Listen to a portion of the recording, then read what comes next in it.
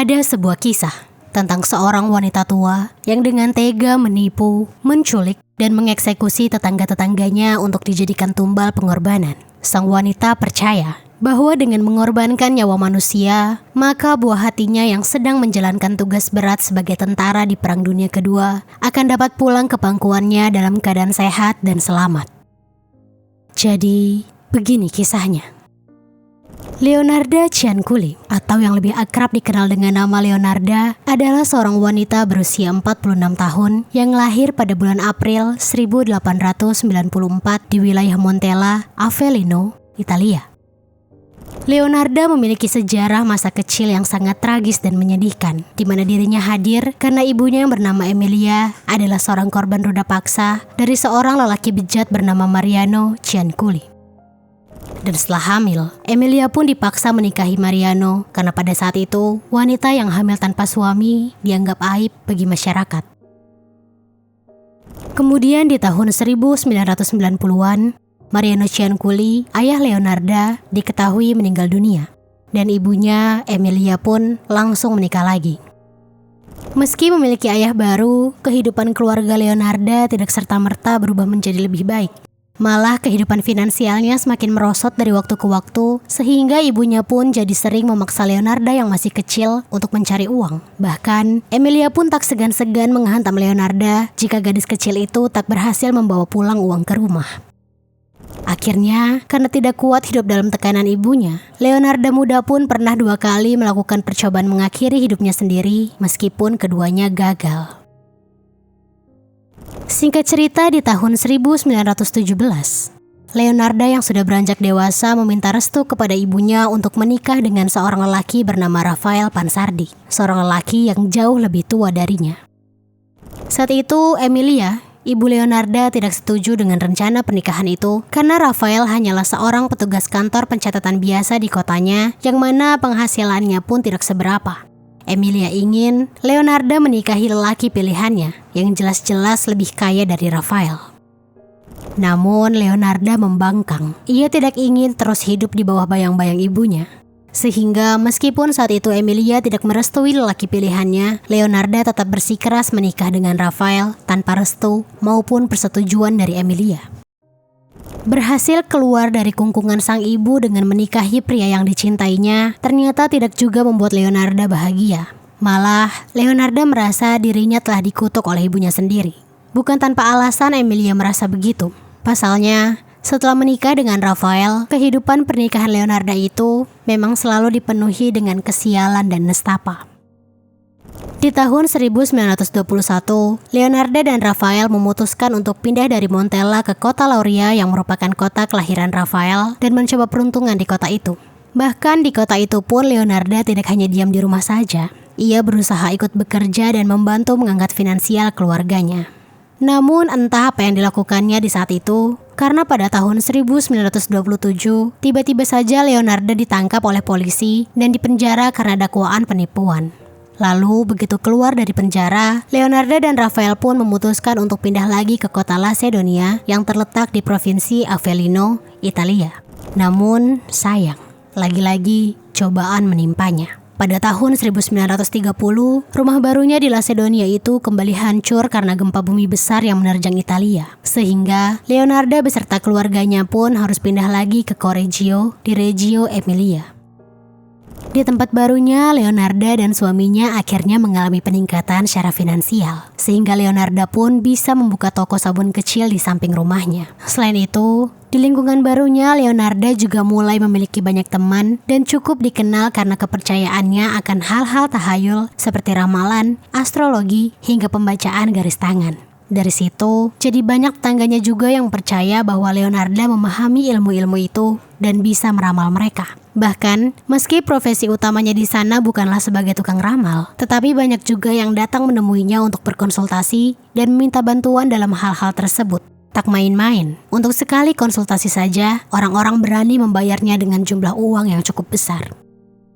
Meski kehidupannya mulai membaik di banyak sisi, Leonarda merasa dirinya masih diliputi oleh banyak kesialan. Karena sepanjang pernikahannya, dirinya telah hamil sebanyak 17 kali, tetapi 3 diantaranya gugur, sementara 10 lainnya meninggal dunia ketika masih sangat muda. Sehingga buah hatinya yang masih bertahan hanyalah 4 orang saja. Tidak ada media yang menyebutkan nama-nama putra maupun putri Leonarda yang tersisa. Tapi dari yang diketahui, Leonarda paling sayang dengan putra tertuanya yang bernama Giuseppe Pansardi.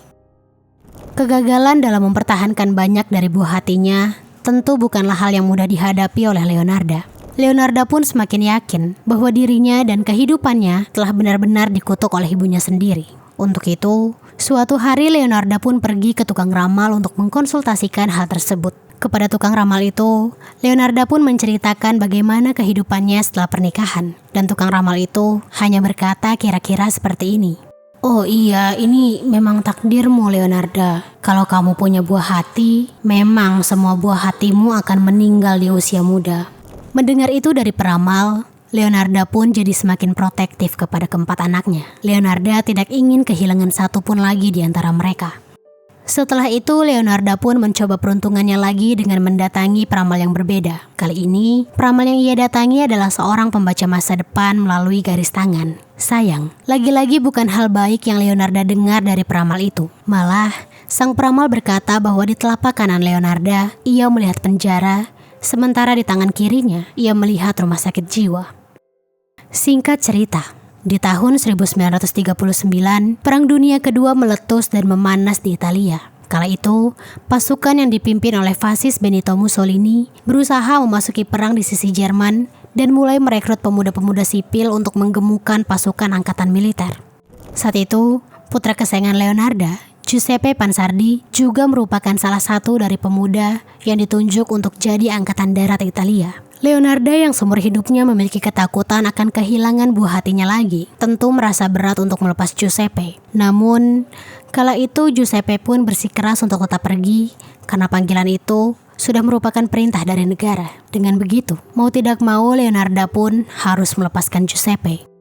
Sebagai seorang ibu, Leonarda tentu akan melakukan apapun demi keselamatan Giuseppe, termasuk juga berdoa kepada Tuhan. Namun saat itu Leonarda berpikir, berdoa saja rasanya tidak cukup jika ingin Giuseppe selamat dan kembali kepadanya tanpa kurang suatu apapun. Akhirnya, di sanalah pikiran jahat Leonarda muncul. Sebagai orang yang sangat mempercayai hal-hal tahayul, Leonarda pun percaya bahwa jika dirinya melakukan persembahan atas nama Giuseppe, maka putranya itu pun tentu akan memiliki kehidupan yang panjang serta sejahtera dimanapun ia berada. Gilanya, persembahan yang direncanakan Leonarda bukanlah persembahan biasa, melainkan persembahan manusia. Leonarda pun mulai menargetkan klien-kliennya sebagai sasaran tumbal pengorbanannya. Saat itu, Leonarda memang masih dikenal oleh tetangga-tetangganya sebagai seorang peramal, sehingga sesekali masih ada orang yang datang kepadanya untuk berkonsultasi dan meminta pertolongan. Korban pertamanya adalah seorang wanita setengah baya bernama Faustina Setti atau yang biasa dipanggil Setti. Saat itu, Setti mendatangi Leonarda untuk meminta bantuannya dalam mencarikan jodoh, dan Leonarda pun melihat kesempatan di situ. Kepada Setti, Leonarda pun berkata kira-kira seperti ini. Aku melihat ada pasangan yang cocok untukmu, Setti. Tapi dia ini orang jauh, tinggalnya di daerah Pola. Kalau kamu mau cepat menikah sama dia, kamu harus nyamperin dia ke sana. Tapi syaratnya, kamu gak boleh kasih tahu siapa-siapa. Kalau kamu tahu beritanya dari aku. Kamu juga harus bikin surat buat dikirim ke keluargamu kalau kamu sudah sampai di daerah Pola dengan selamat. Nah, sebelum berangkat nanti, kamu kesini dulu, biar aku kasih kamu jimat pegangan. Begitu, ucap Leonarda. Mendengar itu tanpa banyak pertimbangan, Setti pun langsung setuju dan pulang untuk mempersiapkan keberangkatannya ke daerah Pola. Di hari keberangkatannya, seperti yang sudah disepakati, Setti pun mampir ke rumah Leonarda untuk berpamitan serta membayar jasa Leonarda sebanyak 30.000 lira. Tidak diketahui berapa perbandingan lira Italia jika dibandingkan dengan rupiah sekarang, karena kini Italia sudah tidak lagi menggunakan lira dan telah beralih ke euro. Lanjut ke ceritanya. Sampai di sana Leonarda pun menjamu Setti dengan sebuah anggur yang sudah diberinya obat, hingga tak lama Setti pun pingsan. Kemudian, ketika Setti telah pingsan, Leonarda pun dengan cepat langsung mengambil sebuah kapak dan menjagal wanita itu, sehingga Setti pun meninggal dunia seketika. Setelah itu, Leonarda pun menarik jasad Setty menuju ke dapur untuk menampung cairan merah di tubuh wanita itu menggunakan sebuah baskom besar sambil memotong Setty menjadi 9 bagian. Lalu, setelah semua cairan merah tertampung di dalam baskom, potongan-potongan milik Setty itu pun kemudian Leonarda pindahkan ke dalam sebuah panci dan ia larutkan dengan menggunakan 7 kg soda api hingga berbentuk seperti bubur yang kental dan gelap agar lebih mudah untuk dibuang ke septic tank. Sementara, untuk cairan merah yang ada di dalam baskom, Leonarda menunggunya sampai menggumpal, kemudian ia keringkan di dalam oven, dan setelahnya ia pun mencampurnya dengan tepung, gula, coklat, susu, telur, serta sedikit margarin. Kemudian ia uleni semua bahan itu dan mengovennya lagi sehingga menjadi kue kering yang renyah. Kue-kue itu pun kemudian ia berikan kepada tetangga-tetangganya, serta ia berikan juga kepada putranya Giuseppe, dan sisanya ia makan sendiri. Selesai dengan Setty, beberapa waktu kemudian tibalah calon korban kedua yang juga merupakan seorang wanita bernama Francesca Sophie. Kala itu, Francesca datang kepadanya untuk meminta dicarikan sebuah pekerjaan yang cocok untuknya. Dan Leonarda pun mengarahkannya untuk pergi ke sekolah khusus perempuan yang terletak di Piacenza. Kemudian, apa yang terjadi kepada Francesca setelahnya adalah persis seperti apa yang terjadi kepada Setty. Wanita itu berakhir menjadi kue kering di meja makan Leonarda dan dijadikannya jamuan untuk tamu-tamu yang datang ke rumahnya. Diketahui, pengeksekusian Leonarda kepada Francesca dilakukannya pada tanggal 5 September 1940 dan dari Francesca, Leonarda juga memperoleh bayaran jasa sebanyak 3.000 lira. Tak lama setelah selesai mengeksekusi Francesca, masih di bulan dan di tahun yang sama, datanglah seorang mantan penyanyi sopran bernama Virginia Cacioppo untuk meminta dicarikan pekerjaan oleh Leonarda. Saat itu, Leonarda pun memberikan pekerjaan kepadanya untuk menjadi seorang sekretaris bagi seorang impresario misterius di daerah Florence. Dan seperti kedua korban sebelumnya, Leonarda pun memerintahkan Virginia agar tidak memberitahu siapapun mengenai pertemuannya dengan Francesca. Dan Virginia pun menyetujuinya. Kemudian Virginia pun akhirnya datang lagi ke rumah Leonarda pada tanggal 30 September tahun 1940. Dan di hari itulah Leonarda mengakhiri hidup Virginia dengan pola pengeksekusian yang sama dengan dua korban sebelumnya.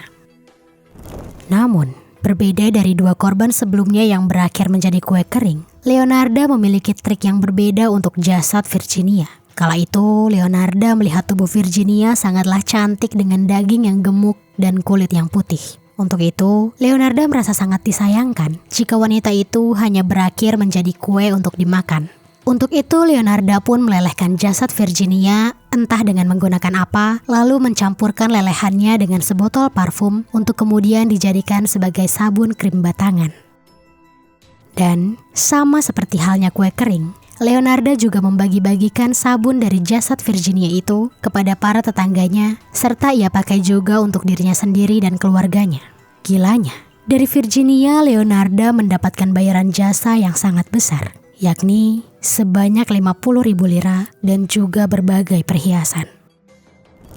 Sampai pengorbanan ketiganya, Leonarda cukup percaya diri bahwa aksinya tidak akan ketahuan oleh siapapun karena ia telah menyelesaikannya dengan sangat rapi. Namun, saat mengeksekusi Virginia, ternyata Leonarda telah melakukan kesalahan, yakni ia tidak melihat sekitar saat menerima wanita itu menjadi tamunya terakhir kali. Karena ternyata, kala itu kakak ipar Virginia yang bernama Albertina Fanti melihat adik iparnya memasuki rumah Leonarda di hari kejadian. Oleh karena itu, begitu Virginia menghilang, Fanti pun langsung mencurigai Leonarda dan melaporkannya kepada kepolisian setempat. Menanggapi laporan dari Fanti, polisi pun langsung mendatangi rumah Leonarda dan menangkap wanita itu dengan tuduhan penculikan.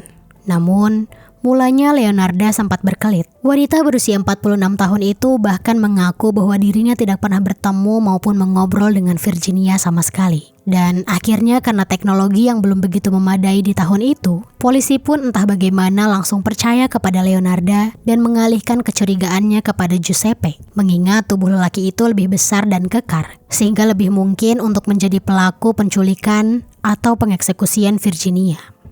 Tidak mau putra kesayangannya dituduh sebagai pengeksekusi nyawa seseorang, Leonarda pun langsung mengubah pernyataannya dan mengakui semua kejahatan yang telah dilakukannya.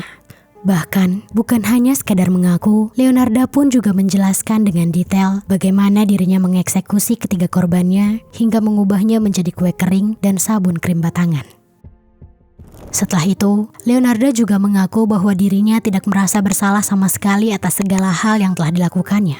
Malah, gilanya dengan bangga Leonarda juga menceritakan bagaimana tetangga-tetangganya sangat menyukai kue kering dan sabun yang telah ia buat dari jasad Seti, Francesca, dan Virginia.